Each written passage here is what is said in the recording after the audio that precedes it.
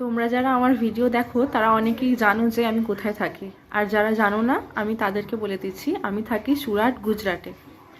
তো কালকে রাত্রে একটা ঘটনা ঘটেছে, আমি জাস্ট ওটা দেখে অবাক হয়ে গেছি, মানে মুগ্ধ হয়ে গেছি। ভিডিওটা তোমরা দেখো, তারপর বলছি।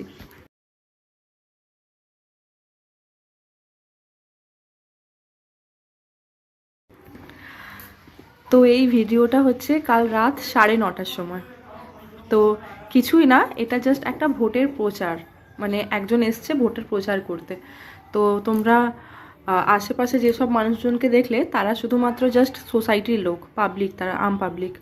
তো জাস্ট একটা মানুষ এসেছে, সে হাতে একটা স্পিকার নিয়ে আর একটা মাইক নিয়ে ভোট প্রচার করতে। তো ভোট সম্বন্ধীয় নানান কথা বলছে তাদের দলের ব্যাপারে। তো আমি দলের নাম নিচ্ছি না, তোমরা অনেকেই হয়তো জানো।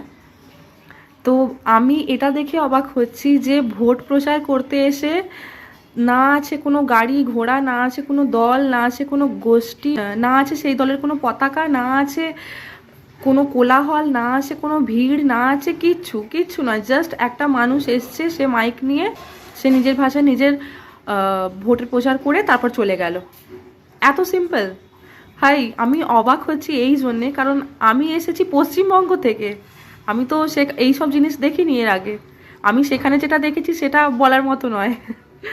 তো তাই জন্য আমি অবাক হয়ে যাচ্ছি আজকে এই জিনিসটা দেখে।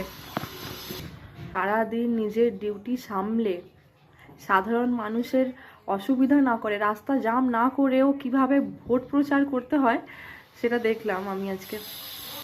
যেটা প্রশংসা করার বিষয় সেটাতে প্রশংসা আমি করবোই ভাই, সে তোমরা যাই বলো। তোমাদের মতামত জানাও। ততক্ষণ ভালো থাকো, সুস্থ থাকো, দেখা হচ্ছে নেক্সট ভিডিওতে। টাটা।